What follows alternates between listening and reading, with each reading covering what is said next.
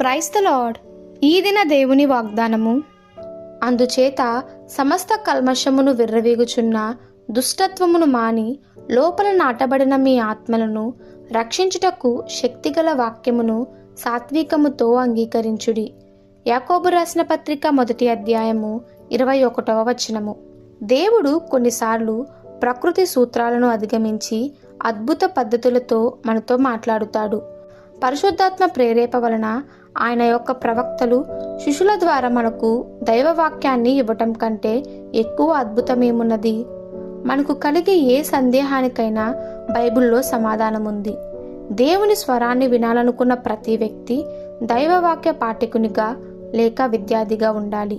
దేవుడు ఏ ఇతరుల మధ్య ద్వారా మనతో మాట్లాడినప్పటికీ అది లేఖన వాక్యమునకు విరుద్ధముగా ఉండదు.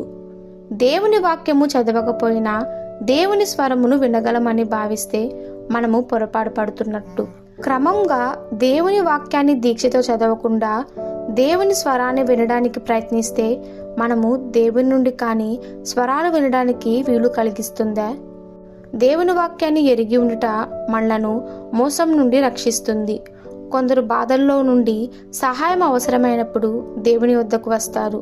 కానీ వారు దేవుని స్వరమును వినుటకు అలవాటు పడి ఉండకపోతే వారికి అవసరం కలిగినప్పుడు దేవుని స్వరమును గుర్తించుట కష్టతరమవుతుంది. మనకు కలిగే ఎట్టి ఆలోచనైనను, ఉద్దేశమైనను, సలహా అయినను దేవుని వాక్యంతో పోల్చుకొని చూడాలి. అన్ని విరుద్ధమైన ఊహలను విస్మరించి పడద్రోయాలి.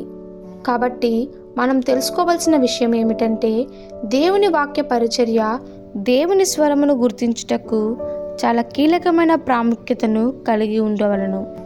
ఈ దిన దేవుని వాగ్దానము మనందరి జీవితంలో నెరవేరులాగున ప్రభు కృప మనకి తోడై ఉండును గాక. ఆమెన్.